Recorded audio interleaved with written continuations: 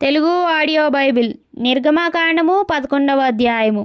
మరియు యెహోవా మోషేతో ఇట్లనెను, ఫరో మీదికిని ఐగుప్తు మీదికిని ఇంకొక తెగులును రప్పించదను. అటు తరువాత అతడు ఇక్కడ నుండి మిమ్మును పోనిచ్చును. అతడు మిమ్మును పోనిచ్చునప్పుడు ఇక్కడ నుండి మిమ్మును బొత్తిగా వెళ్ళగొట్టును. కాబట్టి తన చెలికాని యొద్ద ప్రతి పురుషుడును, తన చెలికత్తె యొద్ద ప్రతి స్త్రీయును వెండి నగలను బంగారు నగలను అడిగి తీసుకొనుడని ప్రజలతో చెప్పుము.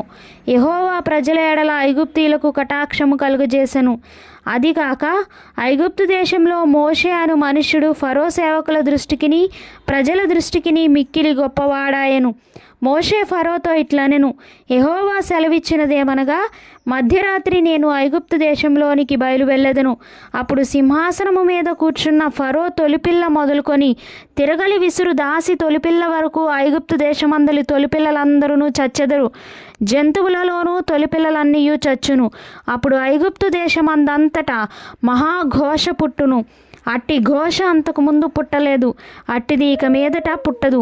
యెహోవా ఐగుప్తీయులను ఇశ్రాయేలీలను వేరుపరచునని మీకు తెలియబడినట్లు మనుష్యుల మీద కానీ జంతువుల మీద కానీ ఇశ్రాయేలీయులలో ఎవరి మీదనైనను ఒక కుక్కయు తన నాలుక ఆడించదు.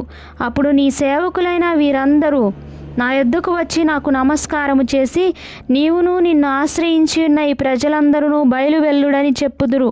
ఆ తరువాత నేను వెళ్ళుదుననెను. మోషే అలాగు చెప్పి ఫరో యొద్ద నుండి అత్యాగ్రహముతో వెళ్ళిపోయెను. అప్పుడు యెహోవా, ఐగుప్తు దేశంలో నా మహత్కార్యములు విస్తారమగునట్లు ఫరో మీ మాట వినడని మోషేతో చెప్పెను. మోషే అహరోనులు ఫరో ఎదుట ఈ మహత్కార్యములను చేసిరి. అయినను యెహోవా ఫరో హృదయమును కఠినపరపగా అతడు తన దేశములో నుండి ఇశ్రాయేలీయులను పోనీయడాయెను.